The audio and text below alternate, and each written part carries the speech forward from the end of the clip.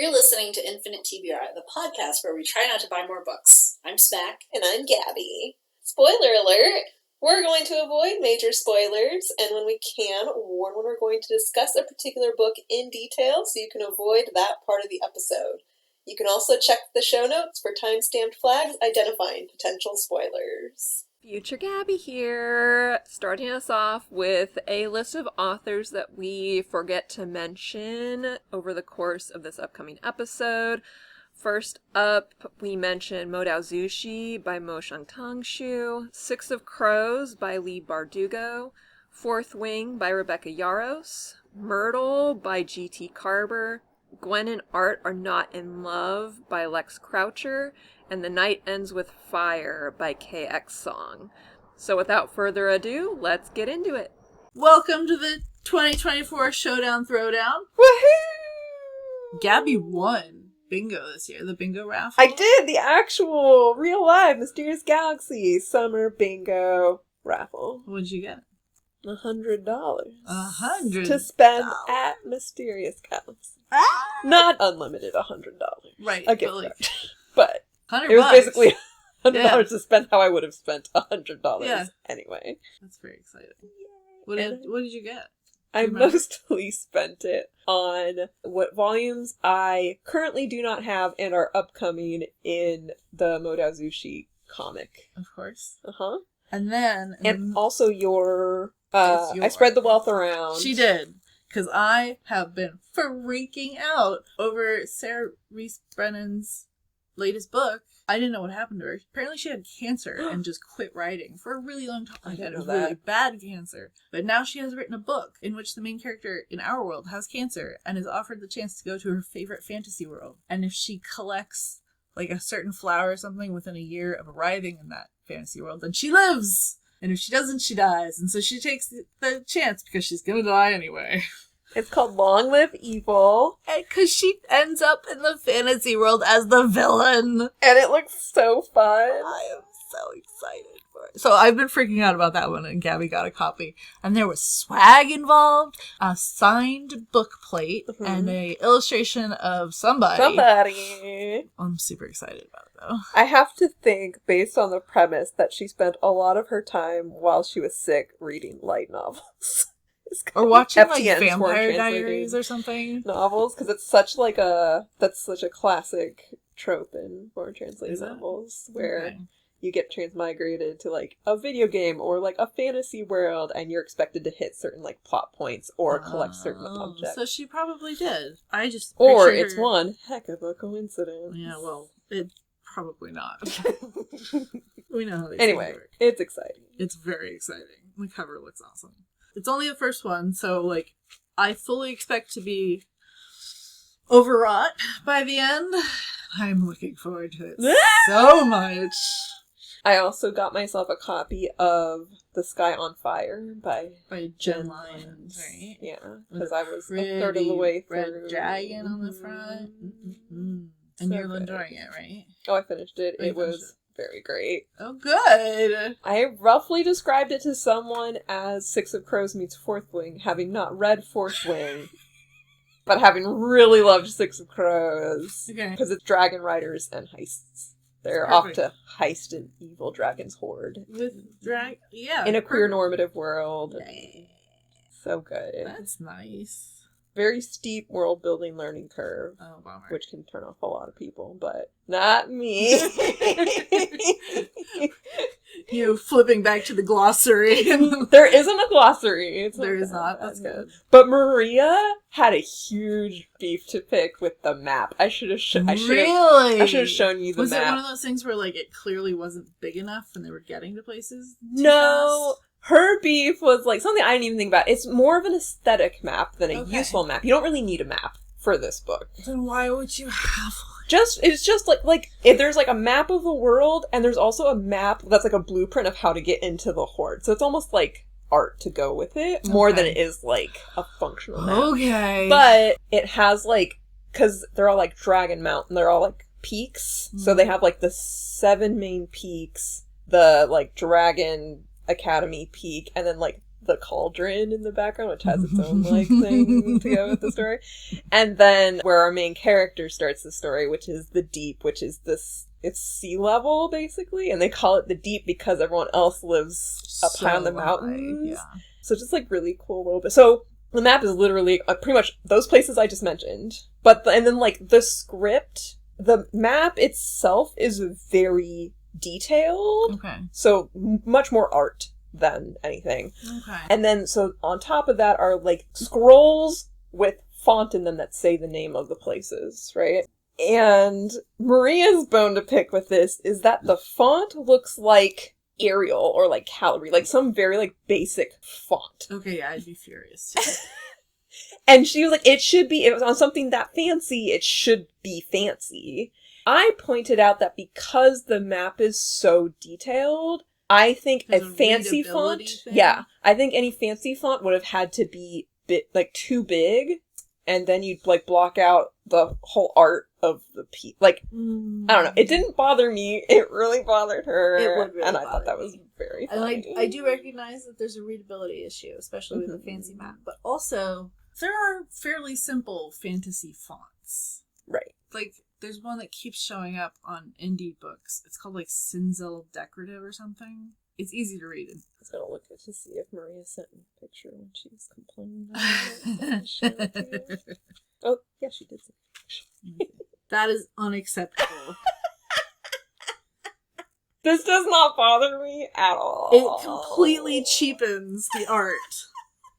I just don't feel that way. And I think No, it's very fascinating. Oh my god. Just completely unacceptable. That's not readability. That's... Well, so no, my point is if you change... That someone didn't shell out for the fancy font. My thing is if you'd picked a fancy font, the smaller ones on the peaks would have to be bigger in order to make it readable. Or you could get rid of those dumb... And the highlight, like, no one cares what they're actually called. The important thing is, like, how in crazy detailed this, like, just the aesthetics but also, of this if you map got rid of are. the scroll bits for each of the mountains, then you could just have normal text that was readable. I think because of these, like, tiny, like, details to, like the cross-hatching and all that stuff, if you had font on that without blank behind it, I think it'd be really hard to read. But they're all above the... I have to think they tried different things, and... I don't think they did. You don't think This is not the best option. That's so funny to me. Anyway. That's, like, offensive, you know. Hilarious. I say that hoping I don't know the artist. Hilarious. I know. Anyway, this isn't about that. We're throwing down. It's and about showing Maria down. being absolutely right. Gabi being very wrong. And today we're going to fight about it. Yeah. With Showdown Throwdown. So, for those who are tuning in, if this is your first exposure to ITBR for some reason, I'm so sorry. every year, our favorite bookstore, Mysterious Galaxy, hosts a summer bingo, which is what it sounds like. And if you black out the summer bingo, so if you read 24 books, because there's a free space, yeah. you get entered to win this raffle. And Smack and I decided it'd be super fun to compete and decide who had the better summer reads. Yes. So Smack has a big pile of my books, and I have a big pile of her books, and we mean that literally. Because Gabi did one of the most adorable, silly things ever. I went to Michael's and bought these teeny tiny little centimeter books of different colors with, like, blank pages, and then she went through and wrote the titles from our bingo on them. I love them. They're adorable. So, we're going to pick a title from our... So, Smack has my titles, I have her titles. We're each going to pick one... Randomly. And we're going to fight to decide who had which of the two books was better. Yes, was better. And we'll rack up the winners and the losers and the ties and see who wins this year's So, Showdown. This is our third year doing it, and last year Gabi won because I am horrifically, statistically unlikely. Like, just, I'm really bad at rock, paper, scissors. Which is our tiebreaker. Or was our tiebreaker. We're not doing that again. Instead, what are we going to do instead? I have a dice around somewhere. I was going to say, we could do a dice, or we could have Google random generate another. Let's do 1 or 2. Oh, okay. Okay. But without any of the tiebreakers, I won the first year. You won the first 2 years. Did I? Yeah. 4 This was our 4th. Because I was like, I'm gonna win this year finally. Last year. And then I finally did. So yeah. And then you crushed me. Yes. With rock, paper, scissors. Specific. That's the only way I've been able to win. I spent the whole year trying to explain to other people, like, no, you don't understand. I'm really, really, like, statistically, even if I wasn't great, I should have won more than I did. I'm really bad. I wasn't always I'm really good. No, I was never, like, great, but I was never this bad. It's gotten worse. But neither of us can be better at Google. That's true. In theory. In theory. I guess I'll find. Dun dun dun! Okay. Title number 1. The Witch's Blade by... Oh, that's the second. By A.K. Mulford. Oh, okay. The 5 Crowns of Ocrith? Ocrith? Okay, Rith. Is that what it's... It's sort of... Yours is dreadful. By Caitlin Rozakis. And knowing how you felt about A.K. Mulford, I will tell you right now I win this. Wait, which one? Not just knowing that. The Witch's Blade? That Number was the 2. one I actually Right, liked. that's the one you really like. I loved Dreadful. Son of a gun. Tell me about it. So, Perfect for fans of T. Kingfisher, K.J. Parker, and Travis Baldry. Of course you loved it. Son of a bitch. Of course I loved it. Tell me what it's about. Dreadful. One of my favorite tropes, first of all. It's comedic fantasy. It's comedic... okay, 2 of my favorite tropes. Comedic fantasy. This guy wakes up in the middle of a, like, magic circle. Mm-hmm. No memory of who he is, what's going on. Things are on fire. His eyebrows are burned off. Doesn't know who he is or what's going on. But he quickly pieces together that he is an evil overlord of, like, this castle. And he has minions, like goblin minions. And he quickly drops into a mode of fake it until you figure it out. So do you own this one? I do. I want a copy. Okay. And he has, like, a princess kidnapped in his dungeon, and, like, other evil villains, like, they're clearly planning something with these other villains, but he doesn't remember what's going on, what that plan is. So he is trying to not tip off the other villains that he's in this vulnerable position. Right. He's trying to not let these goblins know that, like, he's basically trying to be like, I'm not in a vulnerable position. This is fine. I can pretend to be evil until I got this sorted out. But, like, very quickly is like, I don't really want to be evil. And so it's trying to figure out how to get out of these situations while looking evil, but not actually being evil. That sounds amazing. And as they, like, as one by one, the other characters start being like, something weird is going on. You're much less evil than you were yesterday. This is yesterday. This went downhill very quickly. And it's just, like, and it dove into these really interesting questions of identity and what it means to, like, be responsible for your actions when you don't, in the situation where you don't remember, but, like, those actions had consequences that impact the people that you're now trying to, like, you're trying to seek this, like, forgiveness for this person you don't even remember being, and, like, what do you want your life to look like now that you have this sort of fresh start once you get out of this mess you're currently in. And it was so fun. It's a standalone. Okay. She has something else coming out, I don't know about soon, but soon enough that there's, like, information on Goodreads. And I'm just, like, so excited to keep reading her stuff. I think this was her debut. I think this was a debut square for me. Yeah. And I thought it was setting up this romance between him and the princess. Mm-hmm. And it, like, sort of was for a bit, but it didn't. It ended up surprising me where she ended up going with that side storyline. Anyway, it was so fun. It had so much heart, and I love my 2 favorite tropes, amnesia and evil person who is perhaps maybe not so evil, but is really desperately trying to continue to seem evil, and something about that just makes my delicious.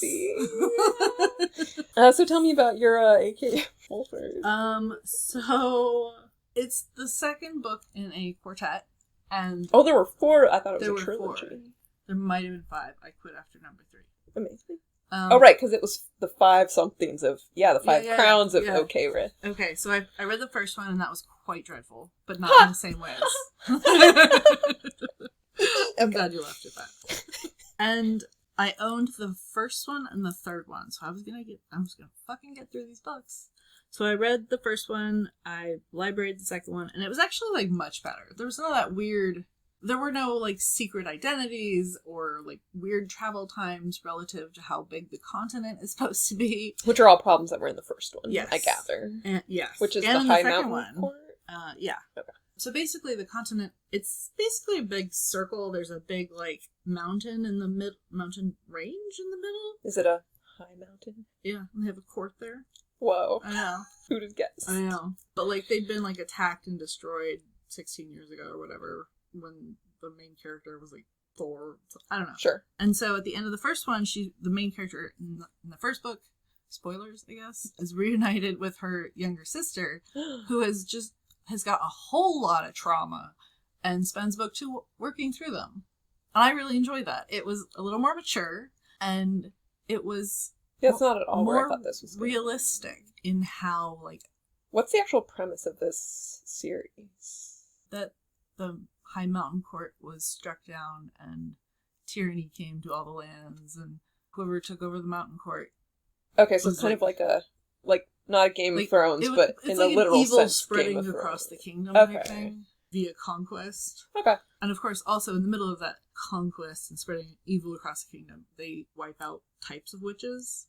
Okay. So they wipe out red witches, which is what the main character of the first book is, and so she's got like, oh no. And then the second one, I can't even remember if they have, I don't think they have the same magic, the two sisters, but for being... Presumably one of them has a blade. Or both of them, based on the punctuation. The name of the second book is The Witches, like more than one witch possessive blade. It's a blade of the witches. Oh, okay. All the created, witches. yeah, all not of the those, two yeah. sisters. Yeah. Okay, gotcha. So there was a fair bit, like all the world building came over, but like I really respected her younger sister, who was like not ready to be friends with her older sister, and like had all this trauma to deal with, and like was not doing it in super healthy ways, like having sex for the first time, except like making it rougher than she wanted, just because she believed that's how it was supposed to be. And the love interest is like, what are you doing? We are not doing this. This is not how it should go. And she got all mad, but like she got over it. So like there was a lot of give and take that I hadn't seen in the first book, and that I later didn't see in the third book. Interesting. So, and it's reverse kind of soggy middle. I know. Very, yeah. I almost kept reading them just because the library has the rest of them, and like the main characters of the 4th and 5th books seemed more interesting. Okay. But like there are better things to read. There for are sure. better things to spend my time on. Yes. Right. So I enjoyed it. I won't fight you for it. I have a feeling. Did you enjoy it enough to say we tied, or? You sounded really excited about Dreadful. Dreadful. The face you just made. Okay. It was one of my favorites from this year. I have some really good ones this whole year. I think that's the biggest one out of the summer, maybe. I guess we'll find out. But that one, The Sky on Fire, and Witch Sky King on by Fire. Martha Wells are both really up there this year. Was Witch King part of your bingo? No. Okay. No. Lucky Duck. I am. What about the one you just finished, or the Dragon Heist? Yeah, that's one of those three. It is a bingo thing? Oh, no. Okay. Nope. Alright. You go first. Those Beyond the Wall by Micaiah Johnson. Oh, no. Yours is Myrtle Volume 3. I would let you have this one. Really? So Myrtle... I am going absolutely rabid. You know what's funny? What? Is these are both our last bingo reads. Really? Yeah, like you're Yeah. finishing up this one. I finished Myrtle Volume 3 last night. At like 12. So, we say we finished bingo. We finished bingo, okay? We just finished the last titles after bingo. I got 50% before, which I was had well my over. metric. I had like 2 titles left. Right. But that's fine. So Myrtle Volume 3, Myrtle Volume 1, obviously, it lost my mind over. Yeah. Myrtle Did Volume... we mention that in the last? Yes. Okay. If you want to hear me lose my mind about Myrtle, I think go back one episode. Yeah, it's one. Myrtle Volume 2 was fun, but it was kind of, like, darker and more political. So, like, there wasn't, like, that fun. The first one was really fun because it alternated between this, like, them getting to know each other in this cute little, like, romance storyline, and then his, like, very funny revenge spiral. and then, like, resolving everything. The second one, they're just, like, solving mysteries together. So they go on, like, adventures, and usually there's, like, an overarching thematic thing that pulls them all together. And this is, like, there's this country that has this political strife going on between these two camps, and they kind of, like, move back and forth between the two camps when they're all fighting, whatever. I don't think I've mentioned this yet. This is a book of logic puzzles that happen to have a story plot stringing them along, but it is, at its heart, a book of logic puzzles. The second one, so it was like a little bit darker, like less fun in terms of the story, and slightly less well edited. The third one was more fun because there's this like Techtopia, which is their metaverse corollary, and they're trying to take over the world and like get everyone into Techtopia. And there are these subtle digs at the metaverse and like Elon Musk just like snuck in there all the dumbasses of the world. And it did better at the same sort of episodic thing that the first volume had going for it, but was even less well edited than the second one. And that got distracting just often enough. And then there were one or two puzzles where it actually affected how you could solve the puzzle. And then I was like, now, like someone should have just done a read-through of this. If someone had done what I did and just played through this, like, all those mistakes would have been That's unfortunate. So it was kind of a weird oversight, but... So yeah, so it was fun. Like, in order, I'd say Myrtle Volume 1, and then 3 and 2, in terms of overall enjoyment. So I would not fight you on a Micaiah Johnson. Because I know what's up. I'm going absolutely rabid over these books. Tell me about Micaiah Johnson. Oh my god. Okay, so I think way back when, in November 2021, was this shining month of amazing reads. And one of those was The Space Between Worlds by Micaiah Johnson. Which we've absolutely talked about on the podcast before, possibly more than once. Probably once when you read it, once when I read it. Yes. And it has everything that I think it's probably top 3 favorites ever. Wow, top 3. It's definitely one of my top books ever. Would call it I have a hard time narrowing that down to but 3. I can't remember anyone else that would also be in the top 3, so I'm calling it top 3. But I love everything about that book so much. There is interdimensional travel, and I don't even know how much I can say. It's so hard to explain. It is really hard to explain. But the basics are that interdimensional travel exists, but you can only travel to worlds that are on quote-unquote frequencies that are near your own. So there aren't too many differences. And the catch is that if you go to a world where your doppelganger is still alive, the process of landing on that world will crush your body so badly that you'll wish you are dead by the time you land. Just horrific deaths. And so people from, they call it Wiley City, but basically people from anyone who's not poor, basically, generally have pretty good lives. No matter which world they're on. People who are super rich can't go to any other worlds because their equivalent selves have all survived to adulthood. So what this company who had invented this interdimensional travel went looking for people who had been child soldiers, people who were refugees from some violent war-torn country, people who starved to death were rescued off one of those refugee boats, as they say. Like, people who there's no way, so the main character, Kara, she's died on, 360-something worlds out of 374. And I'm trying to say, how much can I get away with saying? So she's in the unique position of being able to travel, which has... So her job is to go between dimensions, getting things for their dimension. Information about each dimension, basically. So, it's like an information economy. Stock market, to do all sorts of weird, back channel black op things, in addition to more like above board, like Science things. botanical information, like the virology and diseases and stuff that is actually helpful for society, as opposed to just making a shit ton of money. But the problem is they keep downsizing. They are working to create remote ports so that it just sends the information from other Earths to their own, so they don't have to have people go back and forth. Automation, basically. Yeah. And the main character, Kara, is not a citizen of the city. If she lives there and is employed there for 10 years, then she gets to stay. But otherwise, she has to go back to what is called the wastes, and it sucks. Life expectancy is very low. It's sort of like Cancer Alley in Louisiana, where like factories and manufacturers just dump shit there for 100 years or whatever.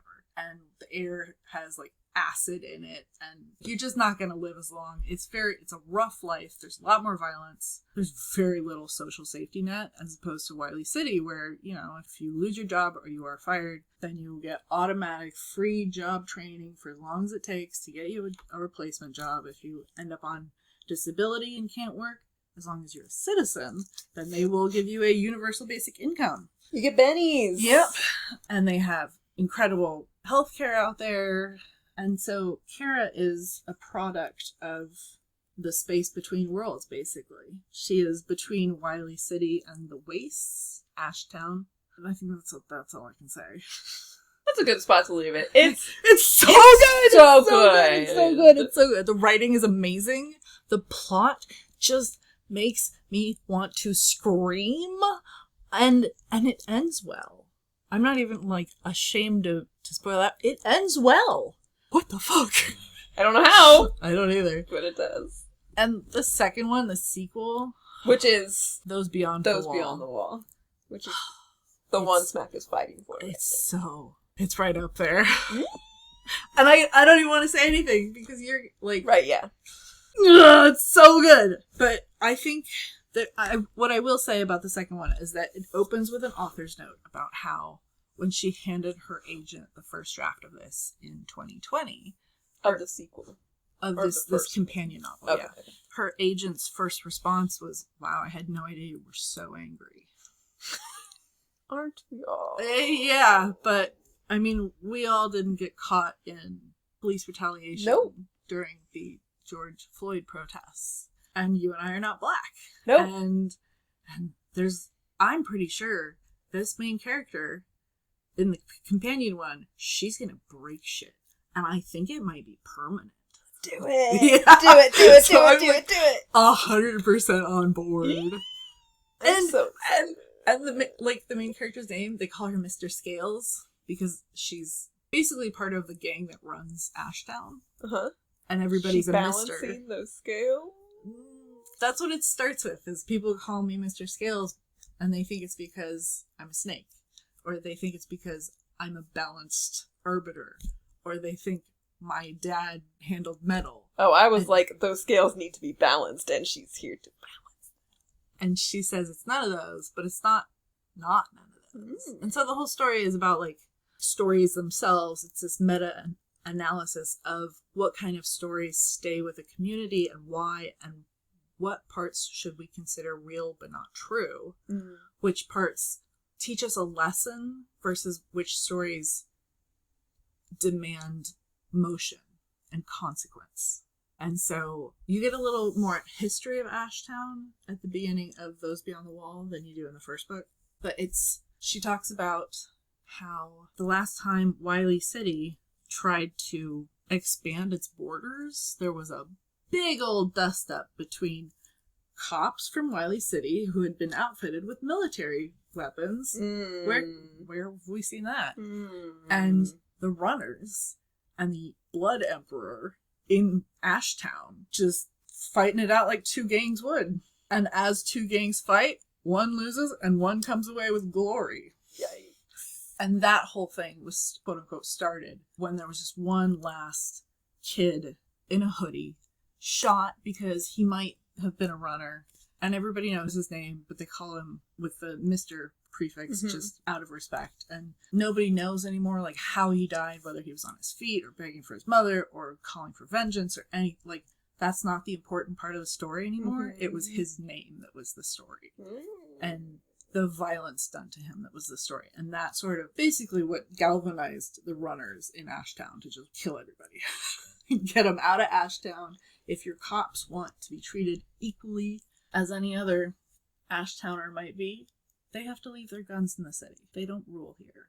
This is not their jurisdiction. And if you come out here, we will make it bloody. So that's like, it sort of reframes the contrast between Wiley City and Ashtown that you get in the first one, because in the first one, the main character is desperate to escape Ashtown. She will do anything to not go back to her roots, basically. But this second book, it's about pride in your community and keeping your community healthy and together and recognizing oppression instead of just wanting to be part of the ones who aren't oppressed. Right. So it's gonna get really bloody. And there are already secrets coming out that, like, there was one moment 2 nights ago I was reading and I thought for a moment that one of the dead bodies was the main character from the first book, and I just about lost it. And then I was like, wait, are we still on her world? Like, which world? Maybe she's not dead. Maybe we're in a different world. And I love that shit. Like, it was very distressing in the moment, but I love that shit so much.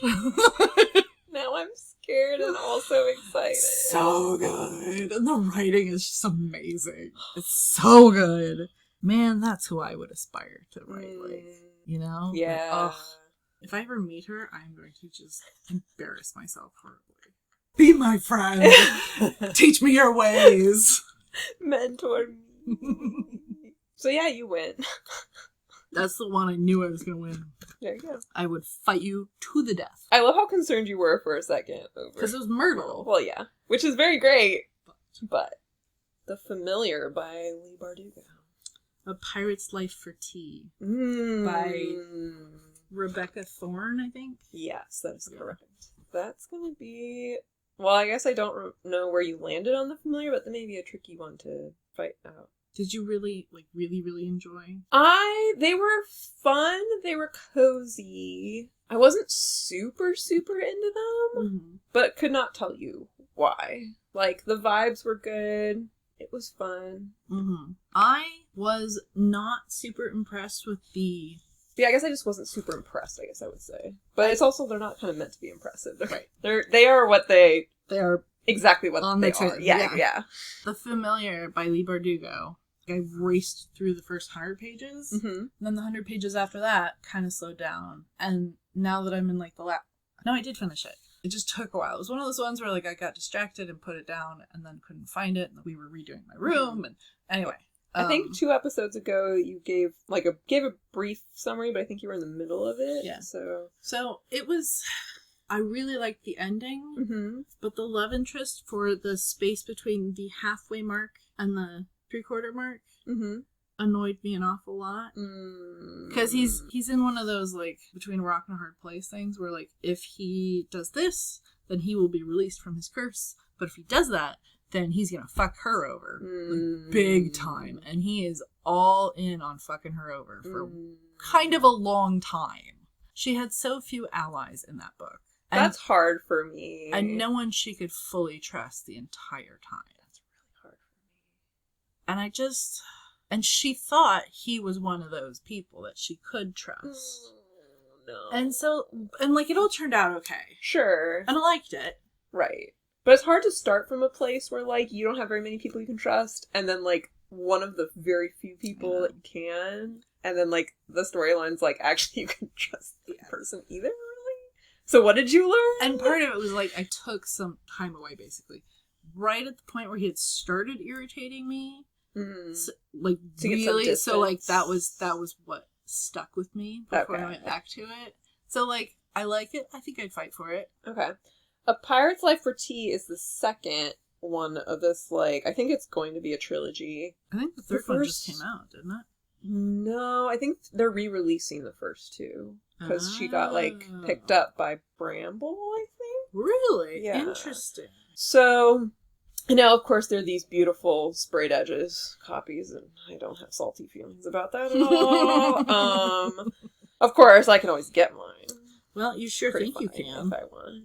I like to think I can. The first one is you can't spell T without treason. So this is the second one. You can't spell treason without Yes, T. that. Yes, sorry. Yep, backwards. Yeah. Can't spell treason without T. T-E-A. The whole premise is that these two, it's like a high fantasy world, this bodyguard for the queen, and the all-arching mage of mages in the land. The most powerful mage in generations, yeah. Are, like, dating and both decide to kind of, like, F off and go open a tea shop / bookstore in the middle of nowhere. And why in the middle of nowhere? So the debate was, it had to be far enough away that, I think it's Key is one of, I forget the names of the characters, but so that the Mage of Mages can basically, like, get away from that set of expectations that's on her. And also, politically, they're trying to find a place that was politically neutral enough to not piss off the evil queen. Oh, she's an evil queen. Yeah, she's an evil queen that the bodyguard was working for. And so they end up in this, like, little mountain town. Okay. I don't remember how they choose it, but then that's, like, all in the first book. So they open this tea shop bookstore, join this new little community. So it's, like, very low stakes. Them trying to, like, settle in this new life, learn how to communicate now that they're spending all their time together.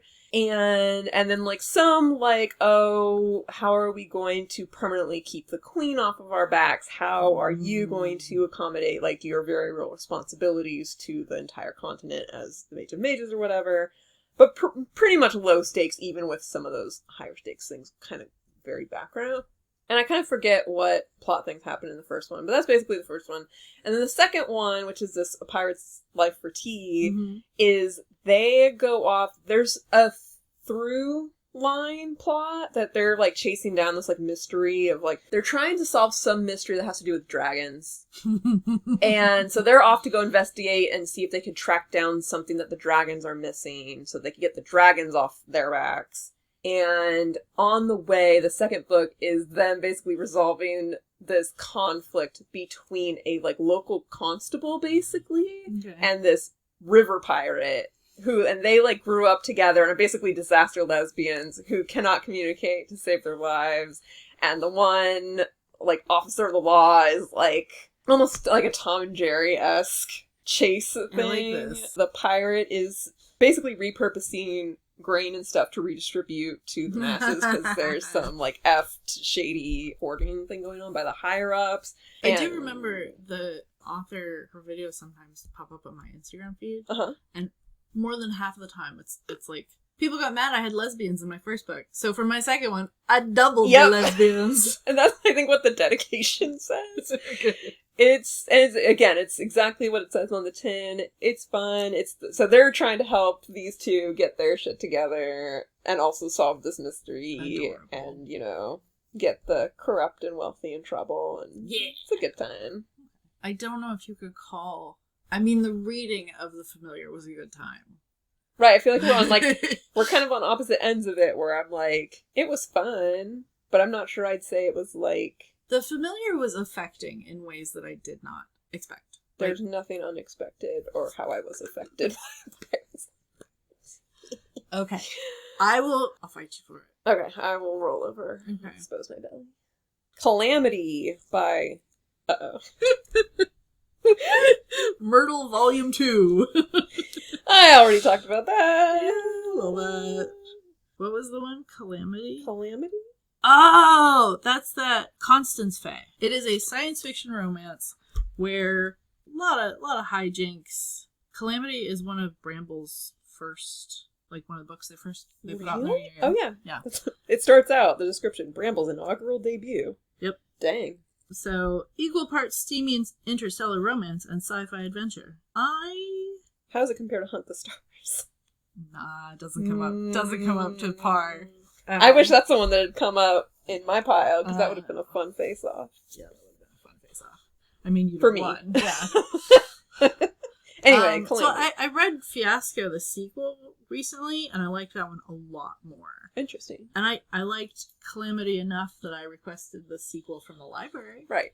But Two Are of there it was more? just so goofy. It's gonna be at least 3. Oh, but they're not all out. Yeah. Okay. I almost DNF'd a couple of times through the first half, and like the ending was, I did like the ending, but there were some moments in there that were supposed to be goofy, and they were just cheesy and over the head. So not my favorite. If you enjoyed Myrtle 2, I did enjoy Myrtle 2. It was my least favorite of the 3, but that doesn't say much, though. no. I do recommend the second one, though. You don't really need to know anything about the first. Oh, you could just skip. Yep. Interesting. Yep. And then you get to miss all the dumb shit from the first one. I will say, though, for the second one, like, it's way more fun if you don't question her decisions too much. Okay. Or her like, reasoning. That can be hard for me, but okay. The reasoning behind her decisions are not always logical, but, like, it's always fun. Okay. Might as well do this. Court of Tricksters by S.L. Prater. The Imposition of Unnecessary Obstacles by Malka Older. Well, you've read these both. We've read these both. I loved yours. I would fight for yours. Tell me about Court of Tricksters, though. We've Court kind of of talked Tricksters. about, I always do that. Massa and Pleiades is the name of the series. Yeah, the Malka Older ones. Yeah. Not the Court of Tricksters. Correct. Which you succinctly have described in the past as something Jupiter. Oh, the Malka Older ones, yes. Yes. So the Massa and Pleiades series is basically lesbian Sherlock Holmes on Jupiter. Yeah. Yeah. Lesbian, gender-bent Sherlock Holmes. I don't know. They're on Jupiter. They're lesbians. It's great. It's great. So It's good. like, if you don't enjoy the original Arthur Conan Doyle books, it won't resonate as well. Mm. But, like, the style of writing, even though they're on Jupiter and they're, like, hundreds, maybe 1,000 plus years in the future from us, it still reads like Watson It's telling that very stories. meticulous style of Mhm. writing. And dialogue as Yeah, well. yeah. And, like, I enjoy that stuff, so I just think it's great. Yeah. I think it's great. Especially when Massa gets really mad Yeah. because Pleiades does something without asking, or dumb, or assuming something. And then Massa just has to, like, keep up or try to catch up. Or, like, gotta make this stupid train, or she's gonna leave without me because she thought I didn't want to go. I love them. I love them so much. And there's another one coming out next year, and I'm very excited about it. It's gonna be great. It's gonna be great. So Court of Tricksters. Court of Tricksters is the first in a fantasy romance series where I can't remember why he does it. The main guy kidnaps this woman. You compared it to Caught in the Basilisk's Gaze by Mallory Dunlin. Easy and enjoyable read, compared unfavorably to Caught in the Basilisk's Gaze by Mallory Dunlin, which had the same general obstacles. Primarily the love interest's reluctance to open himself up emotionally.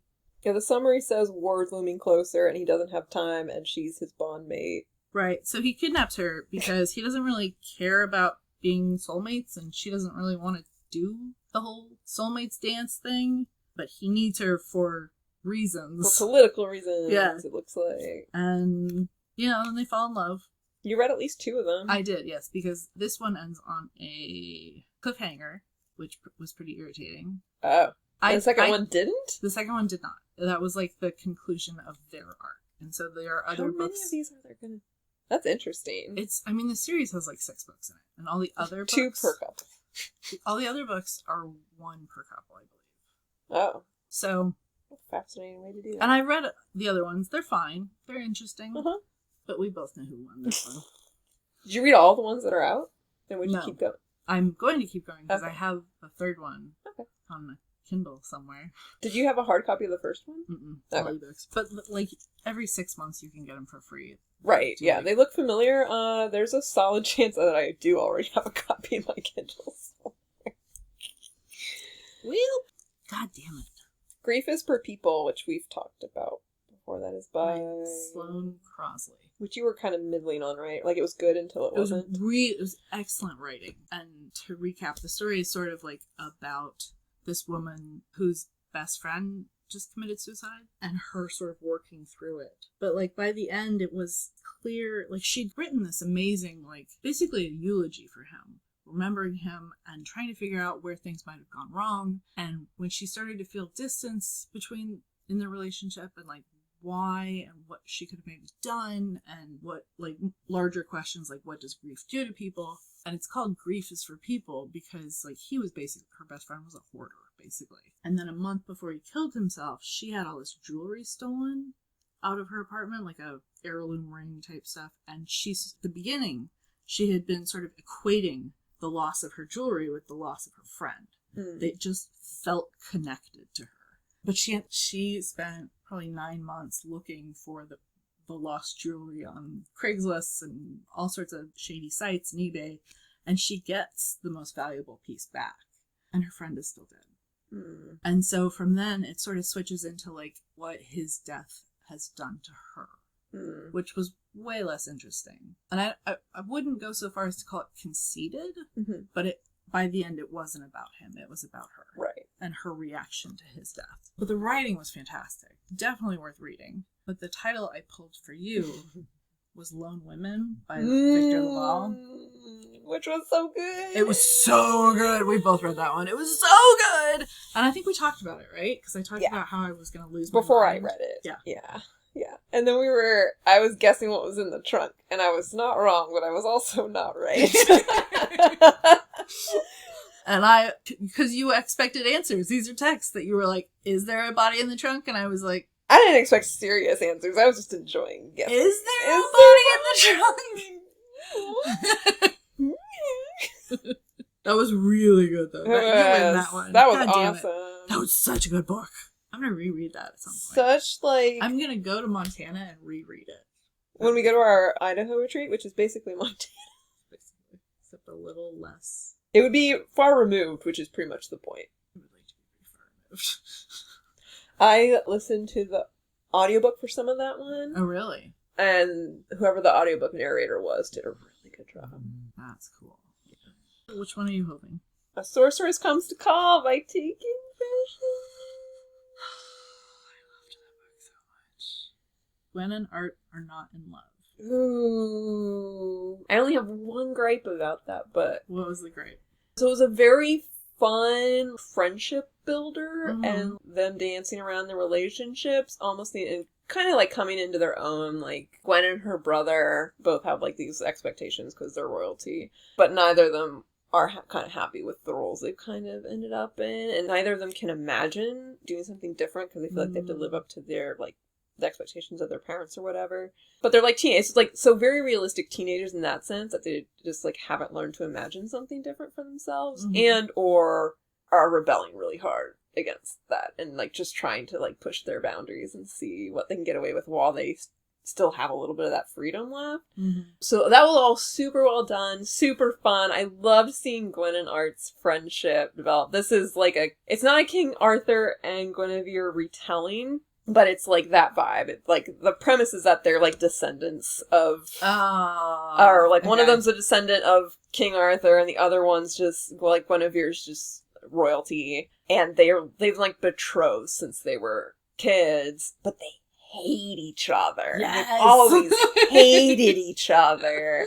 And now that they're teenagers, their parents are starting to push it a little bit more, and they're both like, but she's the worst. And like Arthur's father just sucks and won't hear anything. Guinevere's parents are like, you should give him a chance. You haven't like actually talked since you were like 10 and like broke his wrist or whatever. Like they hate each other.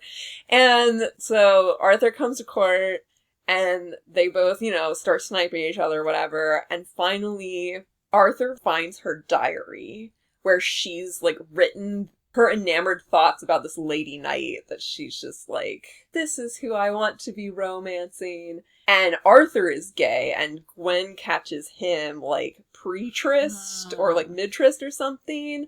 And so they both basically blackmail each other kind of into... Their resolution is, like, I won't tell if you won't tell if we pretend like this betrothal, like, if we can pretend like we get along, get our parents off our back, and then we can both do our lesbian Whatever. and gay thing without having to worry about it. I like that. And then their friendship kind of grows from there, and it's so precious. I love seeing their friendship grow. But my gripe is that, like, the plot bits weren't bad, but they escalated really weirdly at the end. And then all of a sudden there was, like, a battle right outside the castle, and it was, like, super high stakes all of a sudden, and matter of life and death.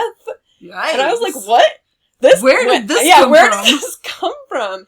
And it would have been fine if it was one of those, like, I could have seen where this should have gone and how this should have played out, and it would have been so good if it had been, like, done, like, if these things had happened, if it had stayed relatively small scale and, like, more intrigue rather than escalating into this whole, like, full-fledged battle thing. But it did, like, one of the reasons for it, I think, was to have some of these, like, more cinematic moments with, like, Arthur's sword or whatever, or, like, Excalibur. So you, like, get these, like, cinematic touch points to, like, the old narrative, which you, like, can't really have without a sword fight of some sort. Yeah. So I, like, get it, but it didn't really serve the story, I felt. But other than that, one thing, I loved it so much. I sent you that one particular passage. I was just cackling over it. I sort of remember that. I don't remember what it said, but I do remember it was deeply entertaining. Something about him, one of their friends said something about men, and Arthur's like, hey, I helped you have a fake mustache. That was something where like your that. usefulness ended. Exactly, that's Yeah. exactly the vibe, and they're just so fun. Well, I didn't have any complaints about A Sorceress Comes to Call. No complaints, okay. No complaints. Then I guess It you win. So good! So good! It was so good. Goose Girl, right? I don't remember if you talked But about dark as shit. that. Right. Because But, T. like, Kingfisher. Yeah.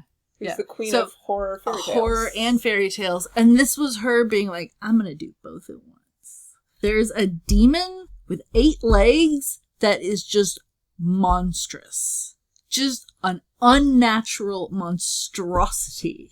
And it does not come Your face is from very... anywhere I expected it to come. Oh no. It was so good. So good. I'm gonna reread it.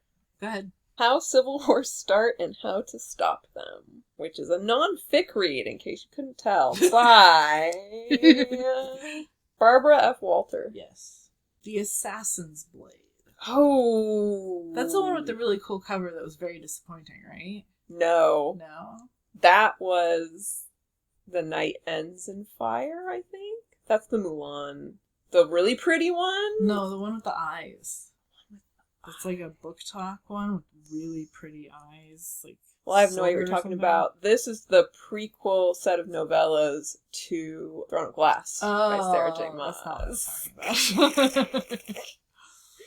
Yeah, I'm not sure what you're talking Okay. about. So, what did we think of this one? I think because we talked about these last episode. I think so, yeah. It was one of those, like, I was pleasantly surprised by the first two, because I went in with very low expectations. Does this title cover all 3? It's all 5, I Oh, think. wow. I think they're 4 or 5. I want to say they're 5. So the first 2, I was very pleasantly surprised by. I went in with very low expectations, because you know how I feel about my Sarah J. Maas adventures. And so I thought the first 2 were really good, and then it was, like, all downhill from there. And just, like, the more I got to know the characters, the less I liked them. And that was very unfortunate. Yeah, that's not how that's supposed to work. And I just, like, I didn't think they were particularly compatible, because, like, they're the first love interest pair, and, like, or they, like, started out, I saw it, and then once they were together, it was, like, I just didn't see it, and she was annoying, and he made bad choices, and then he was like, we should get out of town, and she just kept being like, we could put that off a little bit longer, and it was so clearly, like, it was so clear that this was headed toward a bad spot, and she was just so determined to not see how bad the big bad was, when it's so obvious. So obvious. Anyway, so it was, like, a whole bunch of frustrating decisions on her part, and a lot of, like, cop-outs for being an assassin, which I think I mentioned last episode. So, yeah, it's not Well, How Civil Wars Start and How to End Them was fascinating. I learned so much, and I came out both reassured and horrified. Sounds right. Basically. Do you want the basically? What do you mean? Like, It's not like you can the spoil it. diagnosis of where we Oh, are? yeah. You can spoil it, actually. There's all sorts of, like, measurements that sociologists, I can't remember what they call themselves, but there are people who study civil wars, and they study civil wars in order to end them, and in order to predict them, and in order to disrupt the process that leads to civil wars. Mm-hmm. And civil wars from the 19th. Who is actually in a position to do that, though? There's a Surely the sociologists are not in a position to disrupt. There's two huge databases, international databases, that have been developed over the last 20 or 30 years with crazy amounts of detailed information that anyone who studies civil wars can go in and look stuff up and try to see correlations Wow. and measure stuff, and just incredibly granular information. Because when they started this, the whole goal was to be able to end civil wars, basically. And the first thing that happened was that they were like, wow, modern civil wars are very different from the ones from the Bolsheviks and earlier. So modern civil wars are usually a result of a super faction that is tied around someone's identity, and therefore they cannot not be part of the super faction, and the proliferation of political violence, and I don't remember, there are a whole lot of, like, No, that sounds familiar. 10 points or something, and we've hit like 8. It's maybe 7.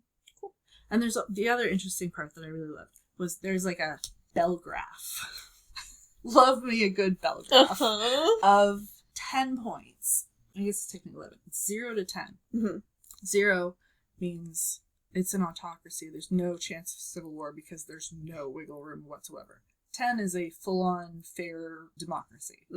Fully representative, ethnically diverse, free and fair elections, whatever. And what happens is that countries slide up and down the scale. Countries from about 8 up are safe. They're good democracies.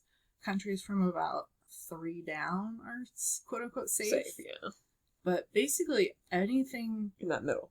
Yeah, if you In hit, that bell. if you hit 5, you might want to start making plans to get out of Dodge. Oh dear. But everything from like 4 to 7 is enough to worry people. And even before 2016, the US was at 8. We're now at like, or we were when this book came out in 2020, I believe.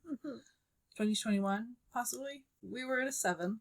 And the author was like, it could go back up. Right. But there are a lot of things I've seen that make me think it might keep going down some. And part of it, a lot of it, at this point depends on how November's going to go. But it was fascinating. And I feel like I got a heads up. Yay.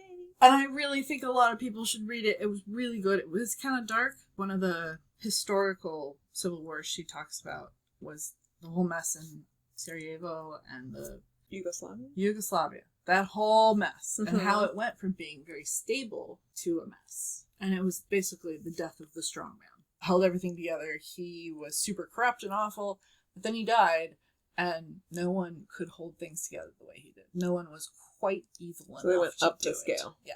And then they started massacring minorities. Yay! So how do you end them? you have to... You personally, or you as a society? As a society. Oh, okay. You have to break up the super factions, basically. You have to reintegrate everyone into a equitable, preferably, society. And do a lot of forgiveness, usually, but not at the expense of others, which sometimes, like, slides you back up and down the scale, and it's possible to hit 10, but it's more likely to happen in a country with low immigration, just because it's so easy to scapegoat immigrants. There's an other right there. Right there. They're taking your job. So it's possible to move away from civil wars, but it takes like concerted, conscious effort where whoever's in charge and trying to make these changes is like, look, this is what will happen if we don't XYZ. And a lot of people don't take those steps. Yeah. But I mean, if you're in charge, you don't want to like say those words out loud. Like, don't let anybody think about a civil war. That's not an option. Don't say it out loud. no guns. But this is, yeah. So it's possible, but very difficult. Mm. And also just such a good read. Okay. So this is versus... The Assassin's Blade. Oh, well, this sounds better Okay. than that. At least more interesting. Hard to compare since it's non-fic I about know. the wars, but I'll give you that one. But you were very lukewarm about the assassin stuff. Ooh. I'm, like, excited for you just because it's my book. The one that I own and haven't read yet. Bitter Medicine by... Mia Sai. Yes. And I know that because her online handle That's is... right. It's Mia. So fun. Literally the only online handle that I can recall off the top of my head other than yours. So, this one is Thank You for Listening. Ooh. Was that good? Yes. What was it? That is the... Who's it by? It's good. That one is by Julia Whelan. It is a contemporary romance, and it is one of the best audiobooks. I'm, like, hesitating to, like, blanket this, but it may be one of the best audiobook experiences of all time. So it's... Julia Whelan is an audiobook narrator. Right. And she wrote this novel, and so she narrates her own audiobook. Mm-hmm. And the novel is about an audiobook narrator. It is not autobiographical. Mm-hmm. Like, obviously it's informed by what she knows because she's part of the industry, but it's a contemporary romance. It's super cute, like, mistaken identity thing going on where, like, she has this one night stand with this guy in Vegas, and that was, like, amazing. They both kind of mutually agree that, like, it's just, like, one magic night or whatever, and they go back to their respective places. And then the main character, used to be a romance audiobook narrator, but once she kind of, like, made it as an audiobook narrator, has, like, left that all behind. Mm-hmm. But she gets a, like, posthumous offer by this hugely famous romance author that she used to audiobook narrate for, Mm-hmm. asking her to do, like, one last project for her after she passes with her son. Who is... Who's some rando? Who could it be? It's a mystery. Anyway, but he lives in the UK, I think, or wherever he lives. They have an online professional relationship, putting this project together, and then they start falling for each other, flirting. They're falling for each other. Very cute. And then the one night stand guy popped back up into her life unexpectedly, and then there's, like, a brief, like, not even, like, 24 hours of them, like, both having to be like, oh no, but I've been flirting with this person, and now this person's back in my life. What do I do? And, like, it's, like, obviously very obvious to the reader what's going on. It's very funny.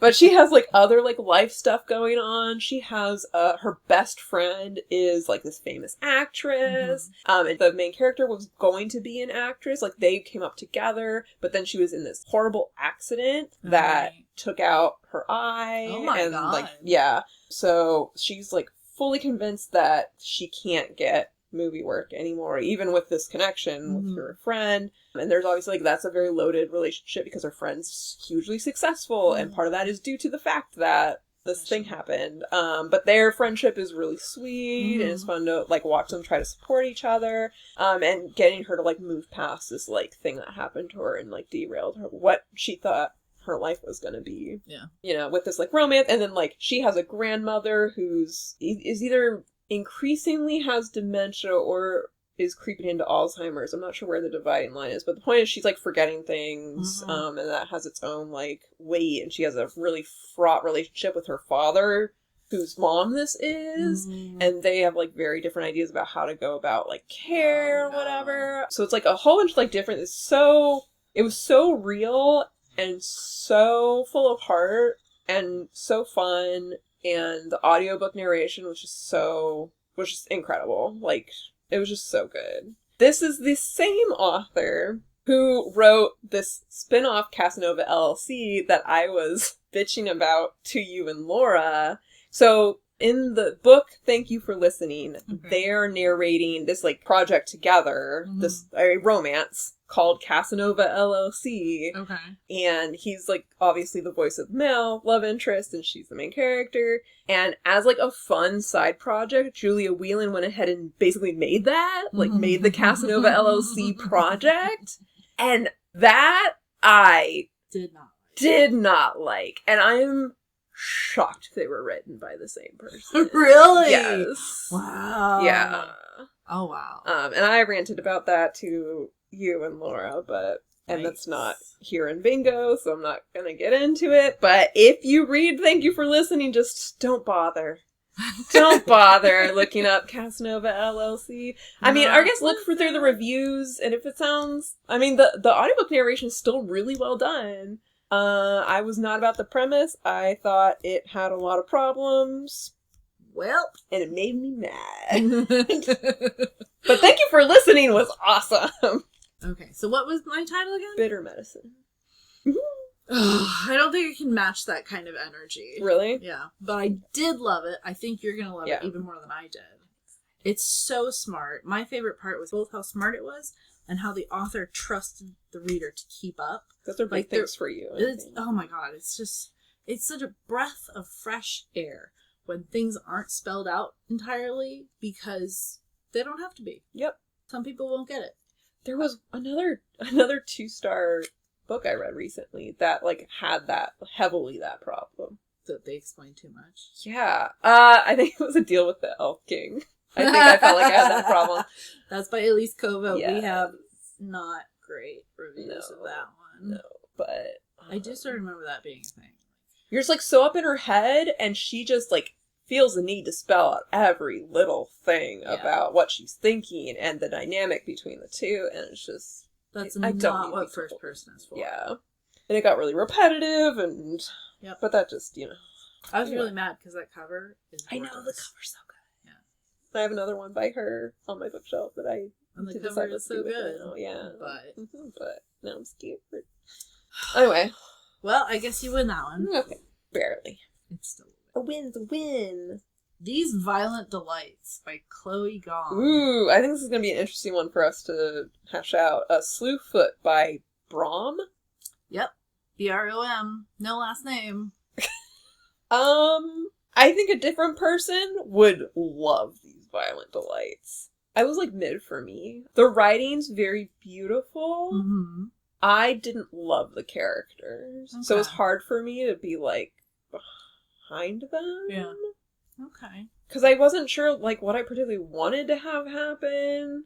I think that was my big deal. I think I DNF'd that one. Well, did you really? Mm-hmm. Well, I DNF'd Slewfoot, and I've read part of we these Violent both Delights. Did you? Did. What do you think so far?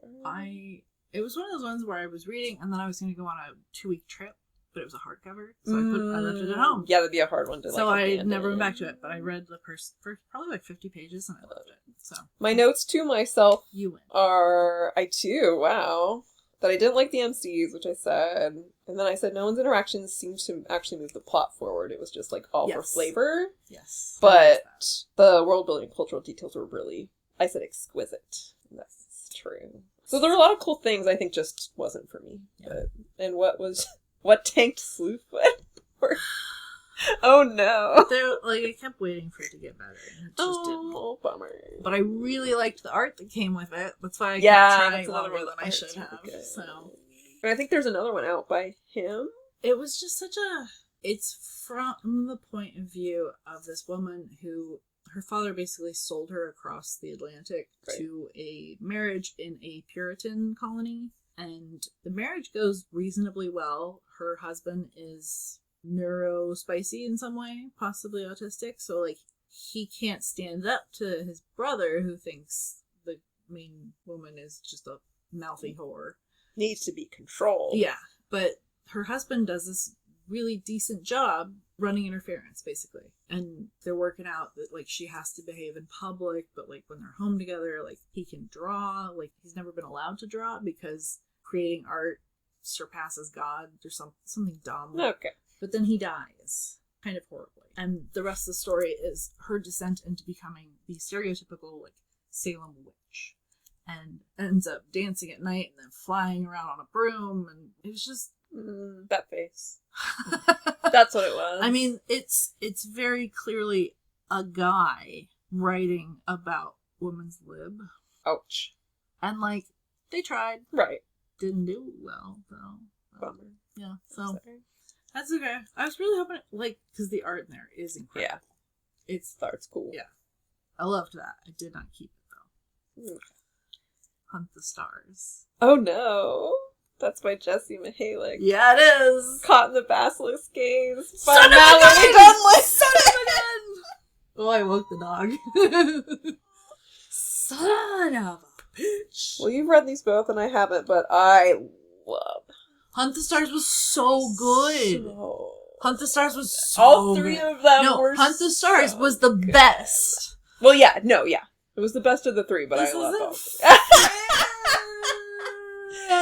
Poor Smack is suffering from the fact that I was able to stack mine a little bit. A little bit. little bit. She spent all of July bragging about how well she was stacking her bingo titles. I planned ahead a little bit. I planned ahead too, but I didn't stack it. A little bit. Mm-hmm. Mm-hmm. It helps to read a bunch of Smack books, because I'm like, I know that she liked these, or she wouldn't have given them to me. I'm so mad. If it was literally... It could be a tie. Because you really liked Caught in the Basilisk Fucking love that one. Gaze, I've read that right? one. I've read both of these twice. So there you go. It's a tie. Unless you want to fight for it not to be a tie. I love them both. Okay, then it's a tie. Son of a... You seem so distressed by the fact that you read two good books. I know, that's what it comes down to, right? Yay. Take a chill pill. King of Tricksters by S.L. Prater. That's the sequel to Court of Tricksters. The Necessity of Stars interesting. by... E. Catherine Tobler. Tobler? Yes, that sounds right. It's a Neon Hemlock book. It sure is. It's another one. You've read both of them. Mm-hmm. I thought The Necessity of Stars was really interesting. Very different. It's kind of like an alien encounter story. It is an alien encounter story. Right. I realized in my head, I was like first contact as if the aliens had just come to Earth, but that's not exactly what happens. They've kind of like been there the whole time. But it's a really interesting, it's cool that the main character is older, can't quite trust her own mind anymore, but has this incredible resume of being a UN. She has these incredible skills. Yeah. It's just a question of whether or not she can access them. Yeah. But it's all basically taking place in her backyard, and there's this layer of climate. Yeah. They're in the middle of a climate apocalypse. Yeah. So very interesting, very different, and pretty. Seems very hard to compare. They're very They're different. extremely different. And The Necessity of Stars wasn't my favorite, but Right. King of Tricksters I sort of read just because it was free. Right. I guess you win. Okay. Because she has that, I really like the... It was very beautiful, but I don't think it was... I mean, it wasn't my favorite by Right. far, but I'm very ambivalent about King of Right. Tricksters. And I also really liked her relationship with her friend. Yeah, their friendship was... That was very cool. Before we continue... Yeah, I was going to say I was going to check in. It's the doggies. Yes. Okay. It is time to feed the dog.